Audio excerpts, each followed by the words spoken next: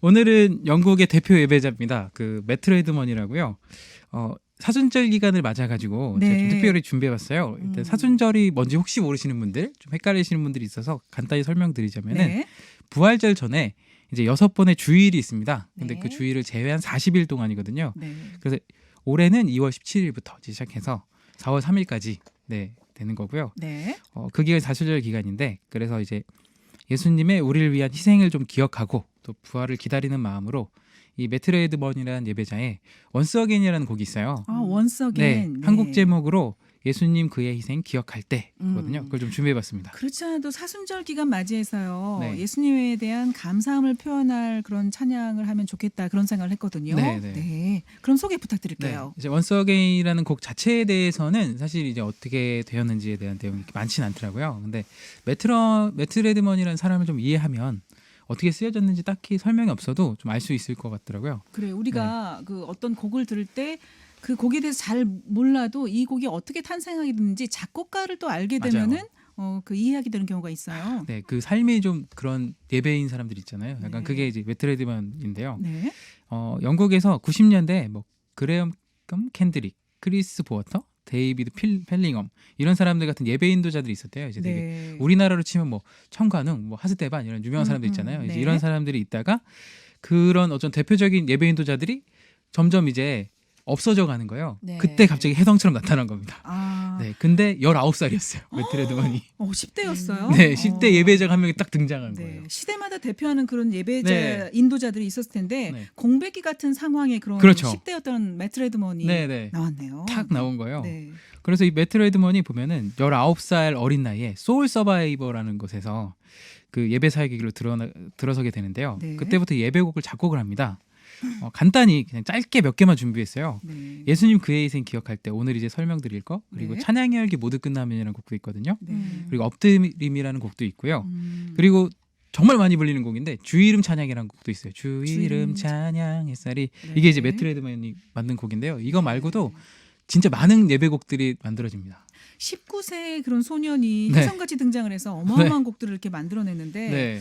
매트 레드먼의 곡들 우리나라에서도 많이 불리고 있죠. 네, 이제 뭐 디사이플스, 제이어스, 마커스, 위러브, 네. 그러니까 뭐 힐송 계열의 어떤 영향을 많이 받은 팀이 사실 디사이플스였거든요. 네. 근데 그렇게 하면서 디사이플스가 탄생을 하고, 그리고 디사이플스가 이제 예배 인도를 이끌어가면서 많은 워십 팀들이 탄생을 하는데, 그분들의 이제 그 팀들의 곡들 중에서 매트 레드먼 곡이 엄청나게 많아요. 뭐 댄싱 제너레이션, 뭐 춤추는 세대라든가 네. 뭐 이런 곡들부터 해가지고 쭉 이제 되는데, 이 매트 레드먼을 이해할 수 있는 일화가 하나 있어요. 근데 이거 들으면 이 사람 어떤 사람인가 느낄 수가 있습니다. 어떤 일화예요? 매트 레드먼이요, 이제 어린 나이에 찬양 인도를 시작하게 되고 굉장히 오랜 시간 예배를 이끌어 가는데, 그 팀 자체가 영국에서 굉장히 유명한 팀이었어요. 네. 근데 어느 날 이제 매트 레드먼이 찬양 인도를 하고 있는데 그 사운드가 이제 빵빵하다고 하잖아요, 우리가. 네. 네, 꽉 차 있는 사운드인 거예요. 그래서 예배 인도를 막 하는데 자꾸 보니까 자기가 음악적인 테크닉만을 강조하는 예배를 하고 있지 않나라는 생각이 들기 시작하는 거예요. 그러면서 찬양팀들을 봐도 자꾸 연습하는데 이게 음악만을 자꾸 강조하게 되니까 테크닉만. 그럴 때 네, 있어요. 테크닉만. 네. 그러니까 네. 이게 좀 그래서- 아닌 것 같다 하면서 기도하다가 멈춘 거예요. 멈추자 우리. 네. 그리고 어떻게 하기 시작하냐면 기타 한 대만을 가지고 네. 한 2년 정도였다고 그러거든요. 2년 동안 기타 한 대만 갖고 예배를 하기 시작합니다. 네. 어떻게 보면 이게 좀 리스크가 있거든요. 위험성이 있는 게, 왜냐면 그렇죠. 이 예배팀들이 포기를 못하는 게, 사람들이 올 때 이 선생님 좀 이따 한번 여쭤볼 텐데 그런 경험이 있을 거예요. 근데 뭐라고 할까, 그 음악적인 이제 그런 큰 찬양팀 같은 경우는 음악성이 없어지면 사람들이 오는 이유가 사실 그런 화려함들 이런 것도 있거든요. 근데 네. 그게 어떻게 보면 예배에 참여하는 것들의 이유일 수도 있는데 그걸 다 빼버린 거예요.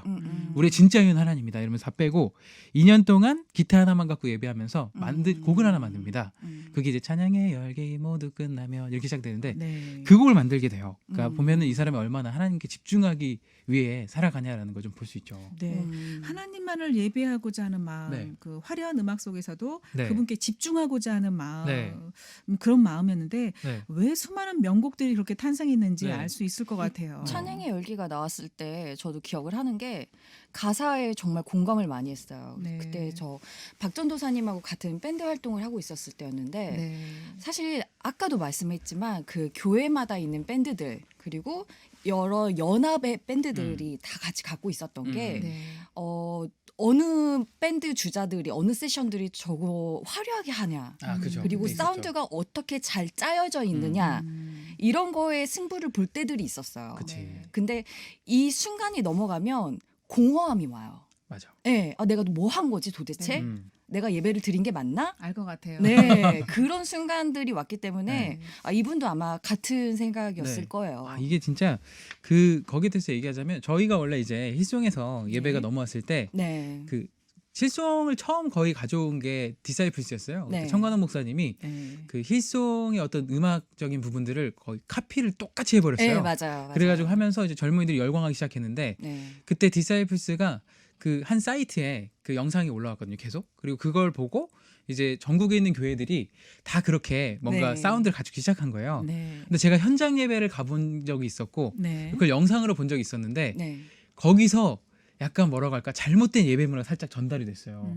뭐였냐면 그 디사이플스 예배 현장에 가봤을 때 한 20분 정도를 다 모여서 기도를 하기 시작해요. 네, 예배를 시작하기 전에. 네. 근데 이제 영상이 올라가면 그게 어떻게 되냐면 예배 장면만 나와야 되잖아요. 네. 그러니까 앞에 기도하는 분이 빠진 거예요. 아.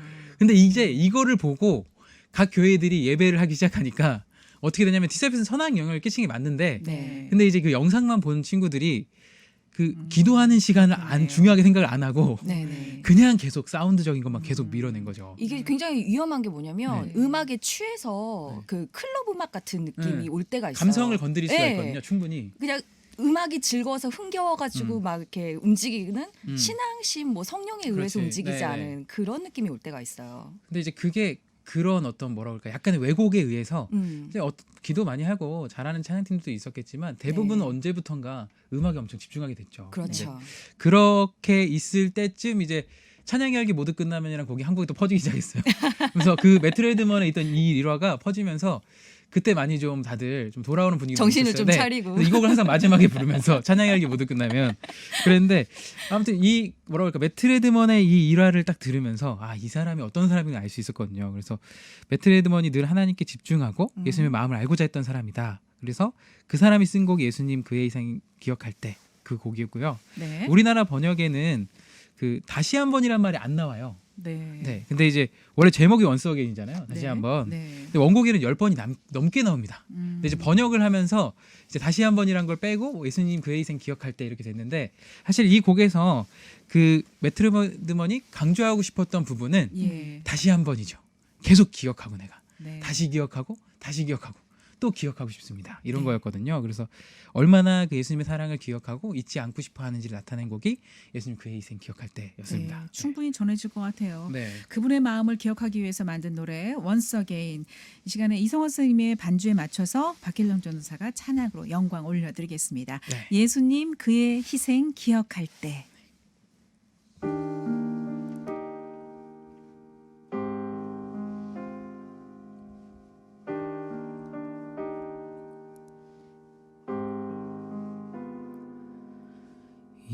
예수님 그의 희생 기억할 때 자기 몸 버려 죽으신 주 나 항상 생명 주신 그 은혜를 마음에 새겨 봅니다. 마음에 새겨 봅니다.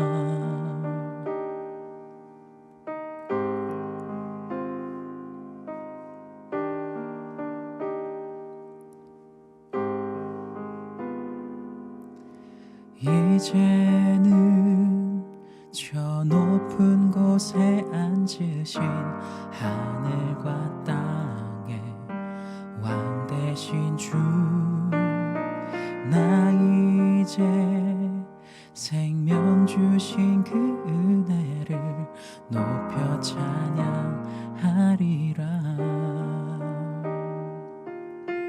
높여 찬양하리라 주 다 달리신 십자가를 내가 볼 때 주님의 자비 내 마음을 겸손케 해 주께 감사하며 내 생명 주께 드리네.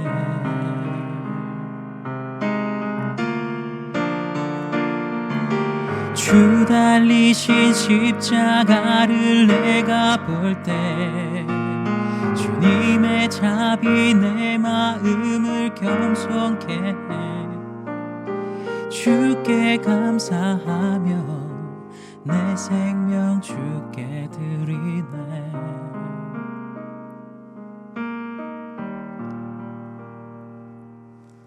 예수님 그의 희생 기억할 때 자기 몸 버려 죽으신 주 나 항상 생명 주신 그 은혜를 마음에 새겨 봅니다. 마음에 새겨 봅니다. 와, 좋습니다. 다시 한 번이라는 말이 네. 원곡에서 계속 강조되는 그 매트 레드먼의 곡 예수님 그의 희생 기억할 때 늘 네. 잊게 되는 은혜를 우리가 정말 잊지 말고 기억하는 우리가 됐으면 좋겠어요. 네. 감사합니다. 그 신청곡 하나 하고 가도 되죠, 또 오늘도. 네, 네. 부탁드리려고 아까 그랬었어요. 이제 매트 레드먼 고정 코너 곡. 같아요. 네. 매트 레드먼 곡. 근데 오늘 되게 사실은 저희가 이제 전혀 대본에 없는 말들 계속 했는데 너무 잘 받아주셔서 감사하고요. 제가 감사하죠. 네. 네. 아무튼 너무 따뜻하고 네, 너무 좋습니다. 그 매트 레드먼의 찬양의 열기 모두 끝나면이라는 곡 있잖아요. 네. 그걸 좀 나누면 어떨까 해서요. 네, 아까 저희 한 다음에 이야기했던, 아까 얘기했던 네. 그런 뭔가 또 찬양팀 하시는 분들 많고 또 예배 네. 드리는 분들 많을 텐데 네. 저희가 이제 코로나로 인해서 되게 흔들리고 뭔가 신앙적으로도 참 어떻게 보면 여러 가지 생각이 들 수 있는데 네. 그때마다 우리가 너무 힘들어하세요, 네, 다들. 그 네. 모든 것들 중에 가장 중요한 게 뭔지 다시 한번 생각할 수 있는 곡인 것 같아요. 네. 찬양의 열기 모두 끝나면 한번 들려주시면 좋을 것 같습니다. G2G가 부르는 Heart of Worship. 네. 함께 Heart of Worship. 하겠습니다. 네, 오늘도 감사했습니다. 고맙습니다. 네, 감사합니다. 편안하세요. 네, 박길령 전도사 이성화 스님이었습니다.